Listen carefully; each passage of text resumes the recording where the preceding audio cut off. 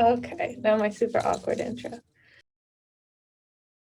What is this mastermind type, just in case people are going like, I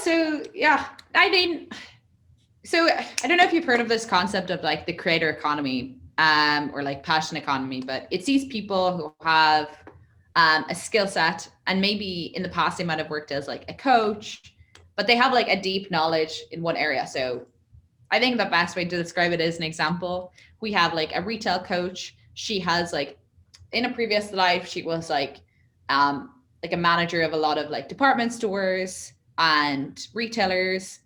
And now she wants to help smaller retailers, particularly because the pandemic has hit. So what she has done is transformed her old like consulting business into this business where she can help smaller retailers through her like webinars and her Quorum chat to transform their businesses. And so, she has this skill set, which is knowing how to sell retail and like knowing the consumer point of view, and has like all of these experiences with really large retailers. And she's taking that skill set and using it now to help smaller retailers. And it's what she's really passionate about. So what she loves is, having helped someone came to her webinar, someone is in her Quorum group, and she sees like from the start where they were having very poor sales, now they've implemented some of the techniques that she's been able to teach them about, and now they have lots of sales. Oh. And how, so people like, if say you are somebody who already is one of these mastermind types, how can they kind of use their network and roll it over into Quorum and Mona for the most impact to either reach so what we suggest is that like you add it to your LinkedIn bio, your Twitter, your Instagram, wherever you have the most following, and also on your email signatures.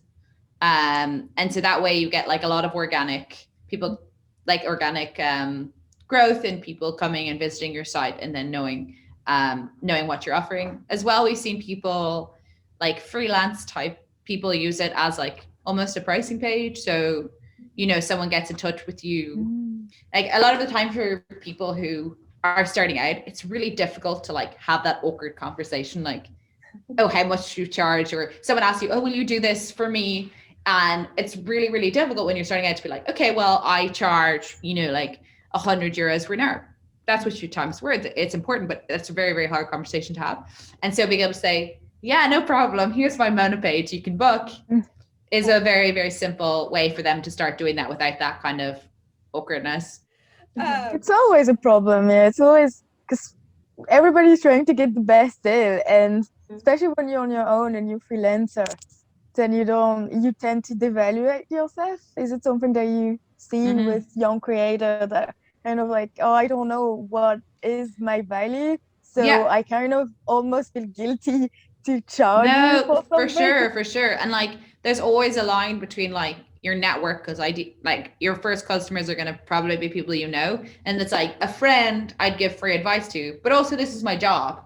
So where's the line there? Like where does person like, and we would say like, okay, if they're your best friends, and also to start off, maybe you need to give some advice away for free, but start charging almost as soon as you can, because people get there's this like concept of like perceived value. Like if I'm going to pay for something, I'm going to make sure that I get the most out of that. And also, it's just like, this is your livelihood. Like you need to, fight to get paid, and you need to push it. And I think people are worried that they're going to get pushback, but it's important that you respect yourself and you respect your time.